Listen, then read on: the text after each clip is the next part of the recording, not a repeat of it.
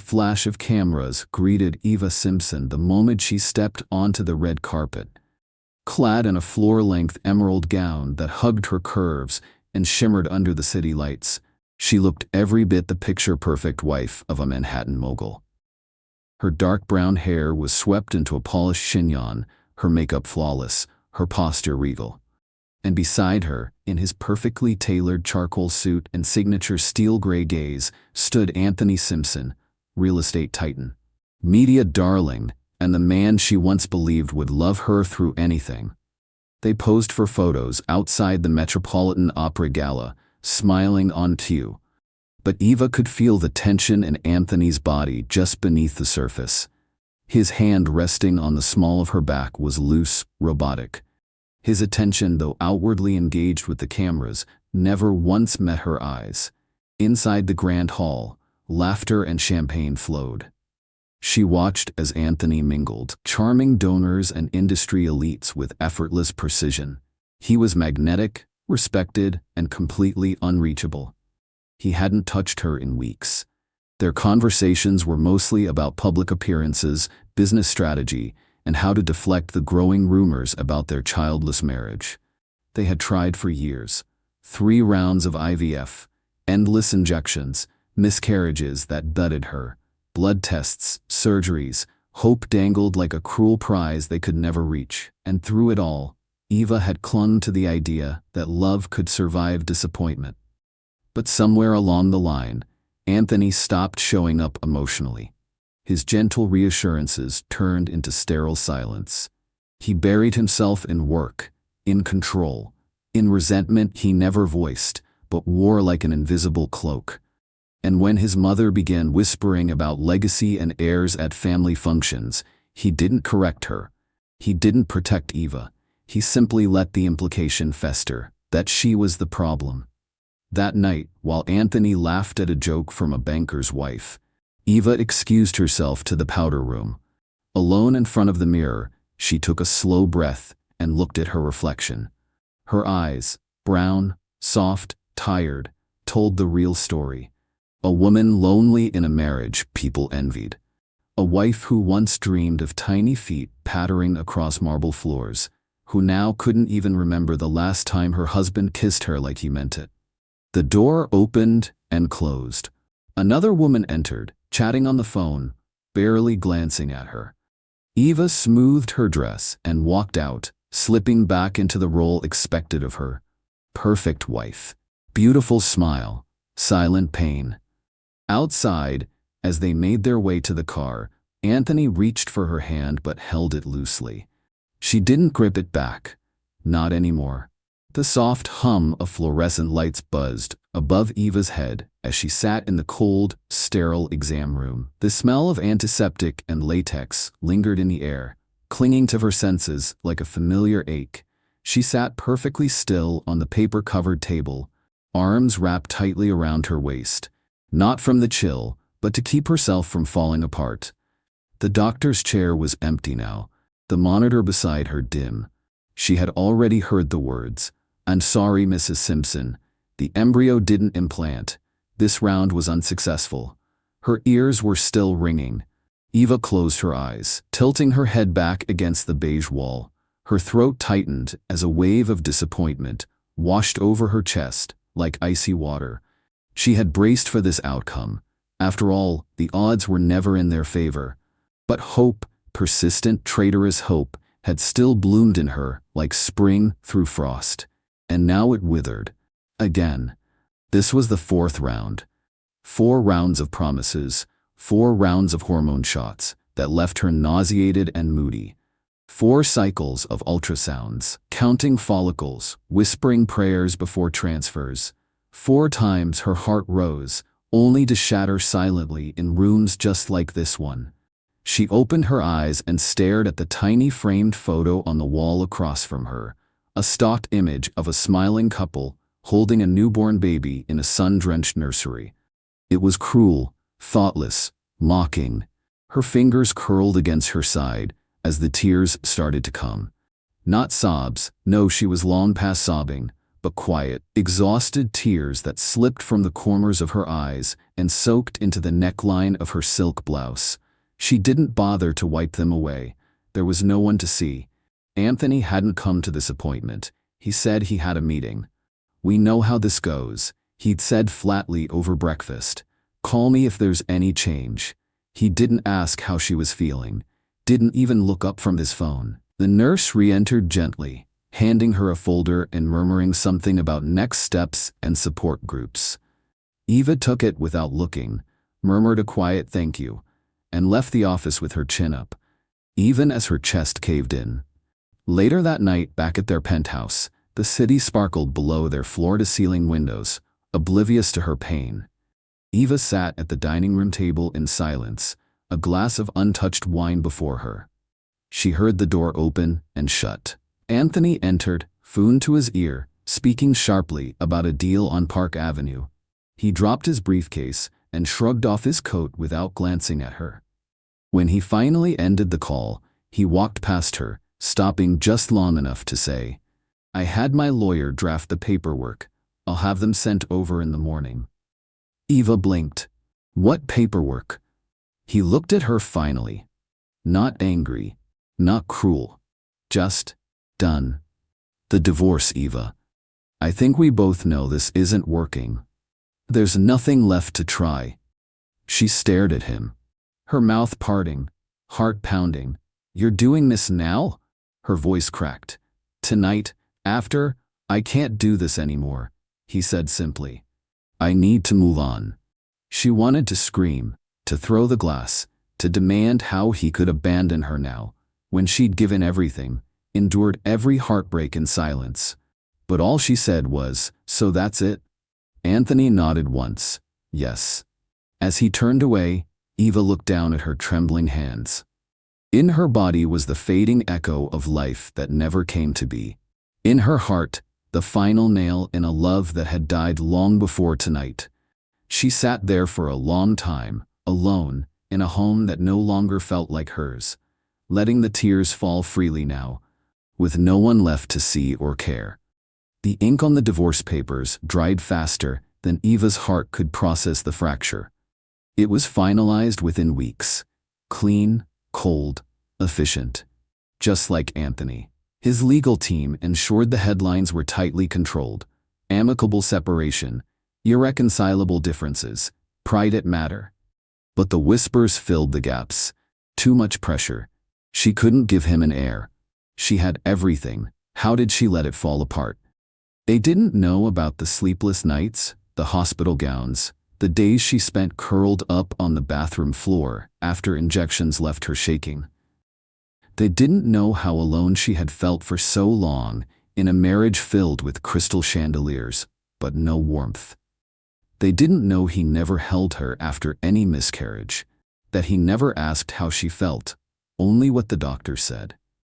After the divorce, Eva disappeared from the society pages. She declined all interview requests and stopped attending galas. With her half of the settlement, she bought a modest brownstone in Brooklyn and restructured her life. For months, she didn't know what to do with herself. Grief came in unpredictable waves, sometimes paralyzing her in bed until noon. Other times, fueling midnight walks through the silent city. She stared at blank walls, at unopened baby boxes she'd once hidden in their penthouse closet. And then, one morning, something shifted. She woke up early, made a cup of coffee, and sat down at her laptop. On a whim, she searched temp agencies in the city. So many were cold, corporate, impersonal. A glimmer of an idea sparked. What if she created something different, something human? Precision Staffing Group was born out of that idea. A boutique temp firm focused on placing women, especially women rebuilding their lives after divorce, layoffs, or career breaks, into flexible, meaningful work. It started small. A few trusted contacts, a skeleton team, late nights drafting contracts, and building a brand from scratch. But Eva had learned from watching Anthony. She understood business. She understood pressure. Only now, she had no one's expectations but her own. Within a year, her client list included law firms, financial consultancies, and high-profile nonprofits. She quietly earned respect in her own right. One final chance. During that first year of rebuilding, Eva stumbled across an old envelope in her safe. Inside, frozen embryo records. One last viable embryo, a single possibility left from their previous IVF cycle. She stared at the paper for a long time, heart pounding. She didn't want a child to fix the past, but maybe, just maybe, she could still have a piece of the future she'd once dreamed of.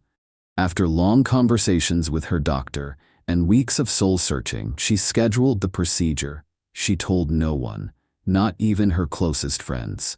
This time, it wasn't about saving a marriage. It was about saving herself.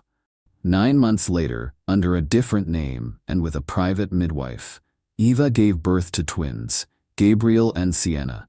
Gabriel had her dark eyes, but Anthony's unmistakable dimples.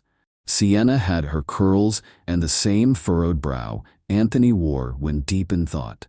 Eva cried the first time she held them, cried for what she'd lost, cried for what she'd gained, cried because for the first time in years her heart felt full. And as she rocked them in a quiet room with no paparazzi, no boardrooms, no pressure, only lullabies and the scent of baby powder, she whispered, "You were born out of love," even if he forgot how to show it. 5 years later, the woman once known as Eva Simpson was gone, at least to the world that used to know her. Now, she was simply Eva James, founder and CEO of Precision Staffing Group, single mother of 2, and fiercely protective of the small life she had crafted from the ruins of heartbreak. Her brownstone in Brooklyn was modest compared to the penthouse she once shared with Anthony, but it breathed warmth. Sunlight poured in through the kitchen windows where finger paintings covered the fridge, and picture books lined every surface in the children's room. Laughter echoed through the walls now, not silence. Gabriel and Sienna, 5-year-old dynamos with boundless energy and mischievous grins, had become the center of her universe. Gabriel loved puzzles and superhero capes. Sienna was already bossing around her stuffed animals and correcting people's grammar. They were clever, curious, and beautiful reminders of everything Eva once thought she'd lost forever. She worked from home often, trading her stilettos for flats and her power suits for linen dresses. Her company had grown significantly, now employing over 40 women and servicing dozens of elite firms across New York City. But Eva remained under the radar. No interviews, no press. Her business was registered under her new last name. Her address was unlisted. Even her social media presence was locked down. Only a select circle of close friends, employees, and her loyal head of security, Maria Owen, a quiet but vigilant former NYPD detective, knew the full story, and they respected Eva's boundaries without question. Each morning began the same: warm oatmeal with strawberries, school drop-offs, then a few hours at the office or working from her home study. In the evenings, bath time turned into splash fights, bedtime stories became rituals, and the quiet hum of a baby monitor reminded her how far she had come. Still, there were moments when she caught Gabriel smiling just like Anthony used to. When Sienna tilted her head with that exact look of stubborn calculation. Reminders, echoes, shadows she couldn't erase.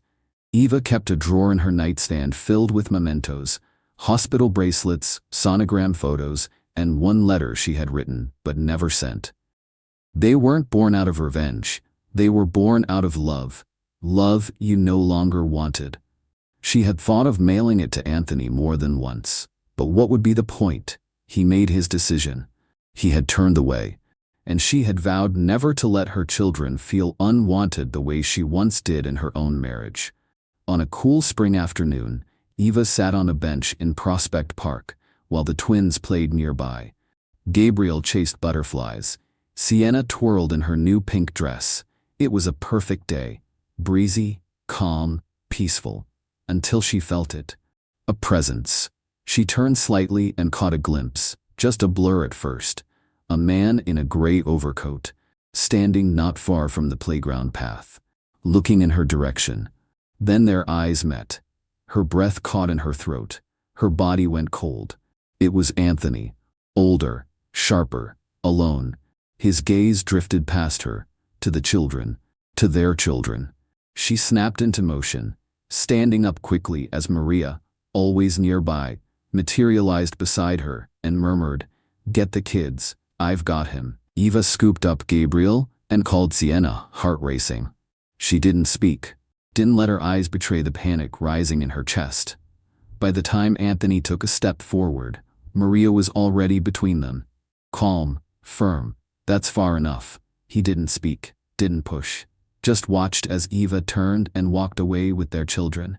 His children. His expression twisted into something unreadable.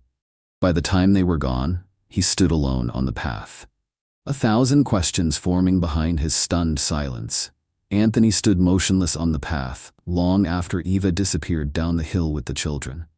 He tried to convince himself he had been mistaken, that his mind was playing tricks, that maybe grief or guilt had finally created hallucinations. But he knew what he saw. The woman was Eva. And those two children, the boy's dimples, the girl's eyes, they weren't just familiar, they were his. Later, that night, Anthony sat in his luxury high-rise condo overlooking the city, untouched scotch in his hand, silence pressing in around him, like a vice. He hadn't thought of Eva in a long time, or at least that's what he told himself. The divorce had been quick, necessary, clinical. He convinced himself it was mercy, ending a marriage that had become a slow bleed. Too many failed procedures, too much pain, no child, no legacy. She had become a mirror of disappointment, and he hadn't known how to look at her without seeing his own failure. But now he couldn't stop replaying that park scene, the curls on the little girl's head, the way the boy wrinkled his nose when he laughed, the woman who still moved with quiet grace, even while carrying the weight of 2 children and 5 years of silence. Why didn't she tell him? Were they his? And if so, how many birthdays had he missed? By the next morning, Anthony had activated his private investigator. It wasn't hard to find where Eva had used to live, but every search led to dead ends. Her name had changed, she had erased herself. Still, Anthony kept digging. He returned to the fertility clinic and demanded a private meeting with Dr. Heller, the specialist they had used during IVF. After legal threats and pressure, the doctor revealed something Anthony hadn't wanted to believe. Your last embryo was transferred several months after the divorce. Eva underwent the procedure solo.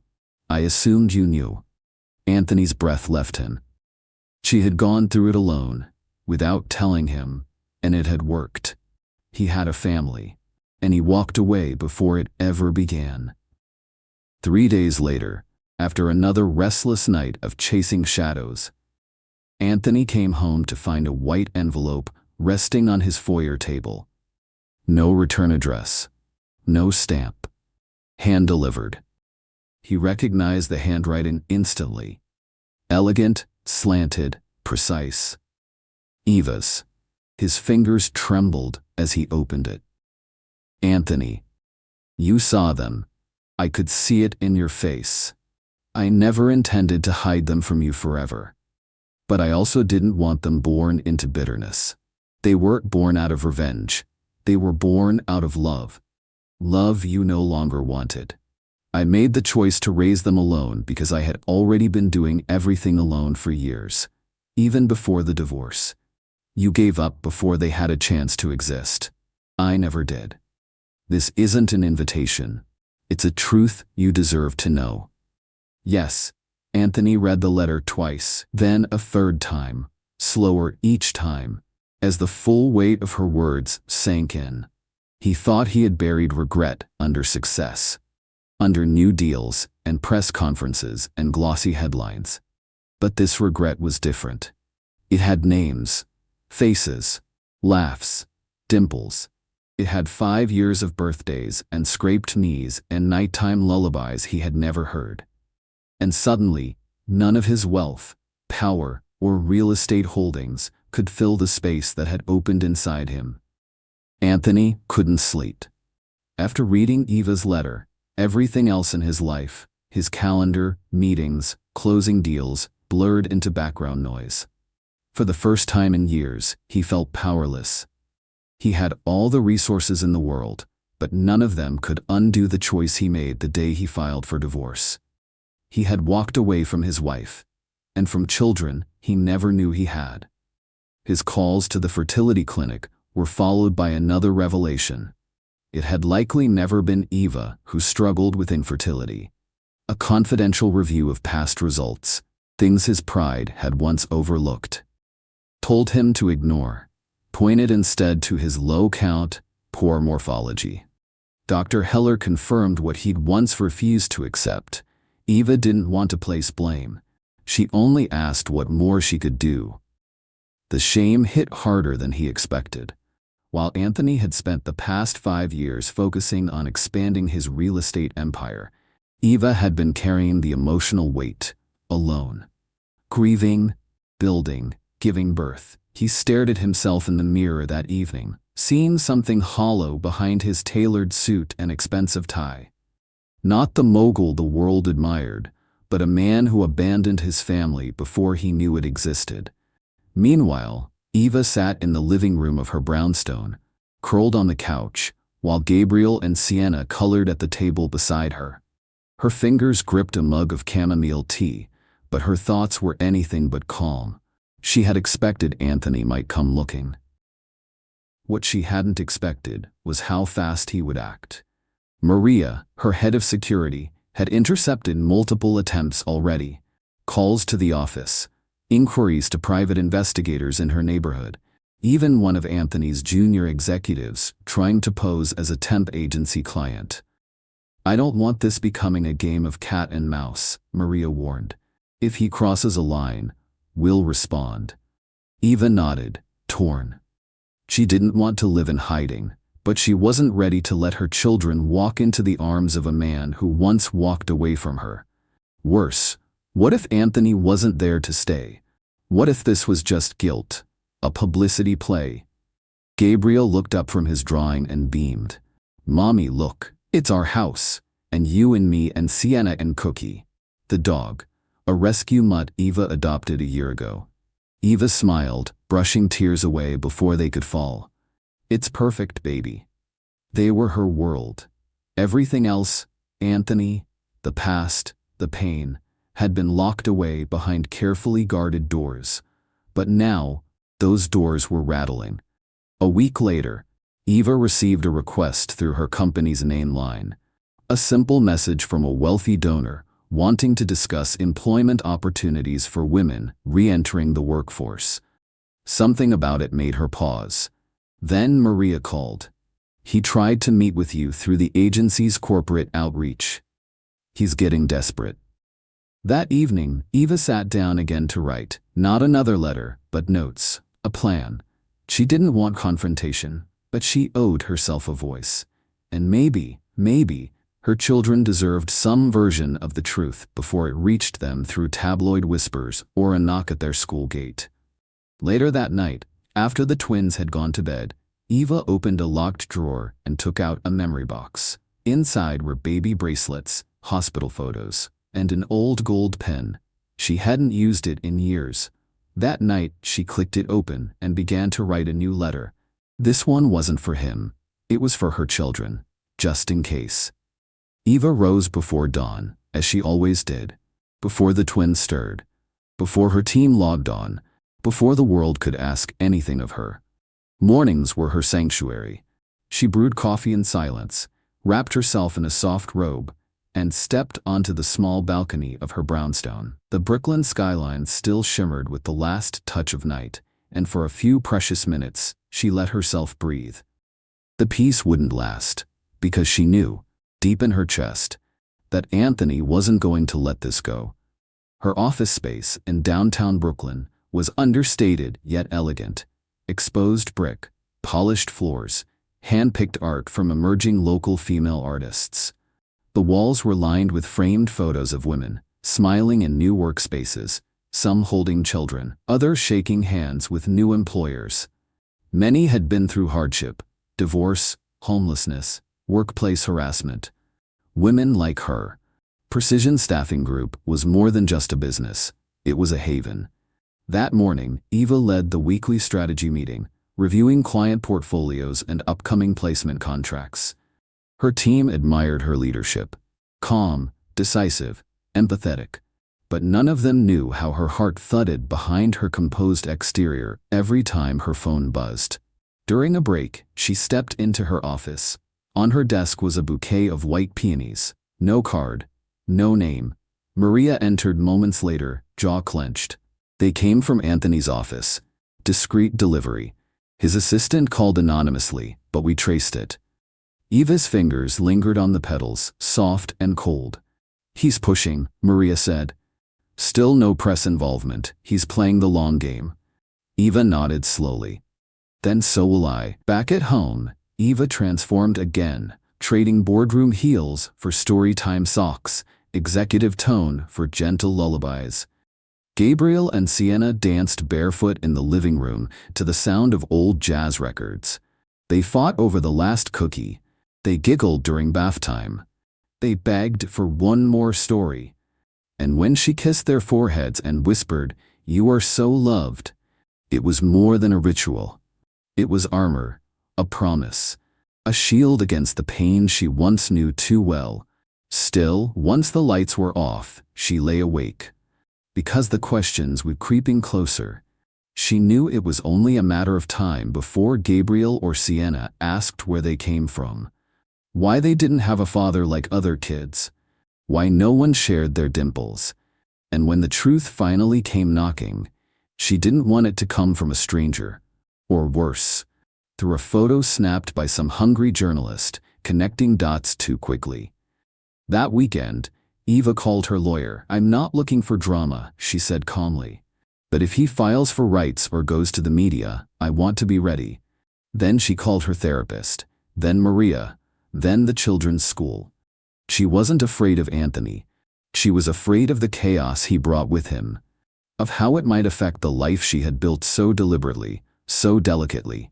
Still, a small part of her, buried beneath layers of protection, wanted to see if he had changed. Not for herself, but for them. For the two little hearts she carried alone for 9 months and had protected ever since. Eva chose the location carefully. A small private room in the back of an upscale cafe in Soho. One she used for executive interviews and client introductions. It was neutral territory, quiet, secure, and private. She arrived early. Maria walked the perimeter discreetly, confirming exits and security coverage. Her lawyer sat at a corner table nearby, pretending to read the Times, but his eyes never left the door. Eva, in a cream blouse and tailored slacks, sat with her back straight, her hands folded in front of her coffee. She wasn't here as the broken woman he once left. She was here as a mother, a CEO, a woman who had built a new life and had everything to lose. The door opened. Anthony stepped in. He looked sharper than she remembered, but older too, less invincible. His gray suit was immaculate, his hair dusted with silver at the temples, but it was the look in his eyes that caught her breath. He looked haunted. He removed his coat slowly, not breaking eye contact. "Eva," he said softly, as if the name had weight. "Sit," she said, calmly but firmly. For a long moment, neither of them spoke. The silence was heavy. 5 years of distance folded into a narrow room. Anthony finally leaned forward. "I saw them. In the park. I didn't imagine it, did I?" "No," she replied. "You didn't." His throat tightened. "They're mine?" She hesitated, then nodded. "Gabriel and Sienna. Yours biologically. But they don't know you. They don't know you're their dad." He dropped his gaze. "I didn't know, Eva. I swear." "That's the problem," she cut in, her tone measured but sharp. "You didn't know because you left." He closed his eyes. guilt crashing across his features. I thought we were broken. I didn't have the strength to keep watching you suffer. I blamed you because I was too ashamed to face my own part in it. I never asked you to be perfect, Eva whispered. I just needed you to stay. But you signed divorce papers the day after I found out our last cycle failed. You didn't even ask how I was doing. I was a coward, he admitted. There's no excuse. I'm not here to take anything from you, Anthony said after a beat. I don't want to fight. I want to know them. Eva blinked slowly, steadying herself. And what happens when it's inconvenient? When it gets hard? When they ask where you were for 5 birthdays? I'll answer, honestly.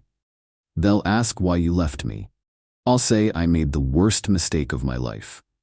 Silence again. You don't get to just walk back in, Anthony.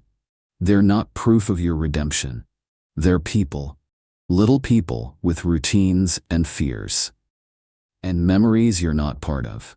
I want to be. And what if I say no? His jaw clenched. Then I'll respect it, but I'll never stop hoping you change your mind. Eva studied him for a long time. She wasn't moved by his apology. Not yet. But there was sincerity in his voice. And beneath that, something unfamiliar. Humility. I'm not giving you everything, she said slowly. But I will allow short, supervised visits. You'll follow my timeline, you'll earn their trust, not buy it. He exhaled, nodding. That's more than I deserve. Eva stood. I'll have my lawyer send you the conditions. Anthony rose too. Eva. She turned back. They're beautiful, he said softly. You gave them life, you gave them everything. I gave them what you didn't. Her voice cracked slightly. A chance. And with that, she walked out, her heels sharp on the hardwood floor, her spine straight, leaving him behind in the quiet.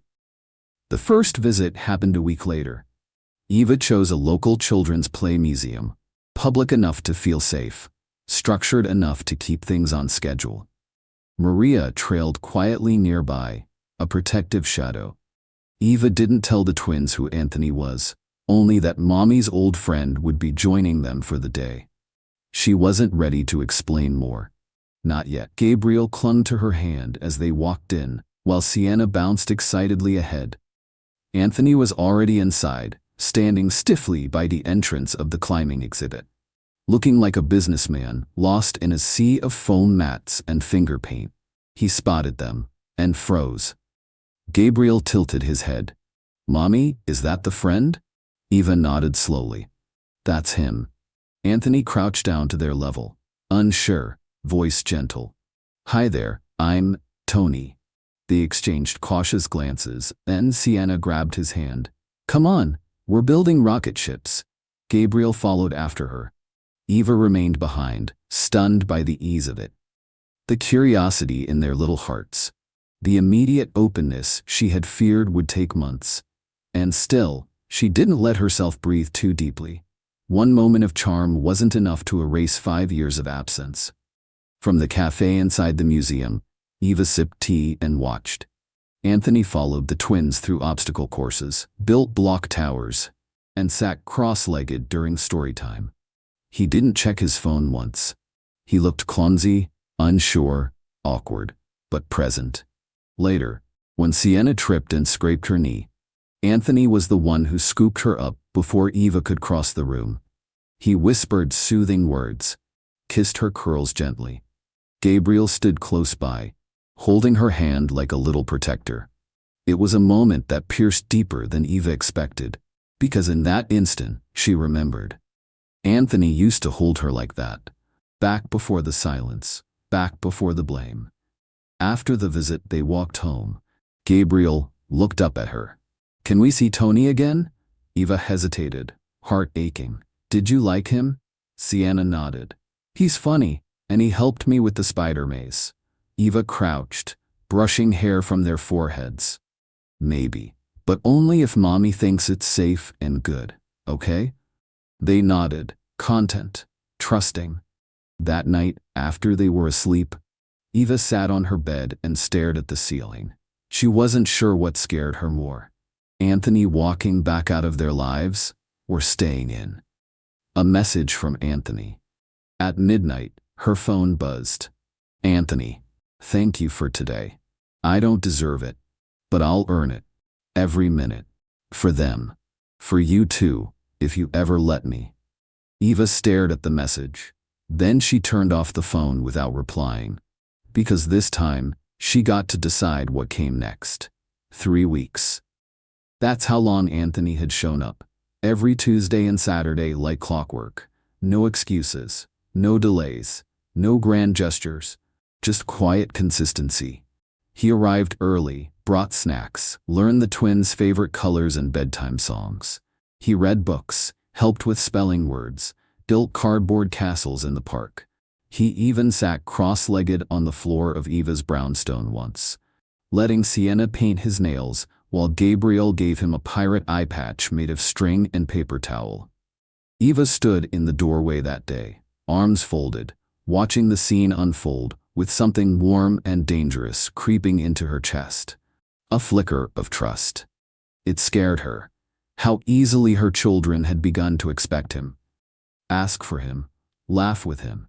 But it terrified her more, how she had begun to soften too. He still walked carefully around her, never overstepping, never prying. He didn't bring up their past unless she did. And when she did, like the time she mentioned their third failed embryo transfer, he just listened, his eyes full of pain and apology that didn't need words. There were nights she found herself replaying old memories. The way he used to brush a hand down her spine when she was anxious. The way he held her hand during their first IVF consultation, whispering, "Whatever happens, we do this together." He meant it back then. Until the disappointment swallowed him whole.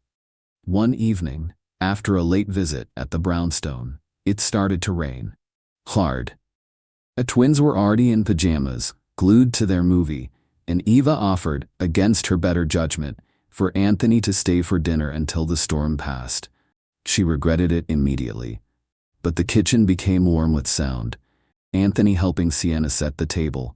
Gabriel showing off his drawing of a dragon with Daddy's eyebrows. The word slipped out naturally and Eva froze. So did Anthony. He didn't react. Didn't make it about him. He just smiled and said, "That's a strong dragon. I love it." Eva's hand trembled as she stirred the pasta. Later they ate together like a real family, laughing, passing plates, arguing over who got more garlic bread. For a fleeting moment, it felt like the life they were supposed to have. And that scared her most of all. After the twins went to bed, Anthony stood in the kitchen with a dish towel in hand, drying plates. "Thank you for letting me in," he said quietly. Eva kept her distance, arms folded. "It's not about you, it's about them." "I know," he replied. "I'm not asking for more, I'm just grateful." She looked at him then, really looked at him. "You've changed." "I had to," he said simply. "Losing you broke me. I spent years filling the silence with deals and distractions. But that day in the park, I knew. Nothing I've built means anything if I'm not showing up for what I walked away from." She didn't respond, but her eyes were glassy. "Tired. You don't have to forgive me." He added, "But I'll never stop trying to be someone worthy of their trust, and maybe, someday, yours." That night, after he left, Eva sat alone on the couch with the rain still falling softly against the windows. She wrapped herself in the blanket he had folded neatly over the armchair. And for the first time in years, she let herself cry, not from pain, but from confusion, because the man she once begged to stay was finally here, and she didn't know whether to open the door all the way or brace for it to slam again. The next few weeks unfolded like the softest version of a life Eva had never dared to dream. There were no grand declarations, no lightning strikes, just steady presence, quiet gestures. Anthony helped build a treehouse in the backyard. He brought books tailored to Gabriel's curiosity and dance slippers in Sienna's size, On school pickup days, he waited across the street, letting Eva take the lead, letting her set the rules. But Eva could feel the shift coming. It lived in the pauses between their conversations, in the way Anthony lingered after good nights, in the glance he gave her that night Sienna called her dreams, perfect because all of us were there. It wasn't just about the children anymore. It happened one Thursday evening after the twins had gone to bed. Rain tapped gently on the kitchen windows, the air warm with garlic and fresh bread. Eva wiped her hands on a towel, still feeling the residue of dinner conversation and sticky toddler fingers. Anthony stood quietly at the sink and then, softly, said, "Can we talk?" She nodded and followed him to the living room, heart tapping unevenly. He didn't sit, just stood, the way a man does when everything is trembling beneath his skin. "I need to ask you something," he said, voice low. "Okay." He exhaled, visibly bracing himself. "Do you want a future with me, more than just what we are now? Because I do. I think about it every time I see you smile at them. Every time I watch you move through a room like you don't even realize you own it." Eva looked down, her throat tightening. "Anthony." "I had a panic attack last night," he said suddenly, "thinking I might mess this up, that I might lose you again. And not just you, all of this, the life we could have."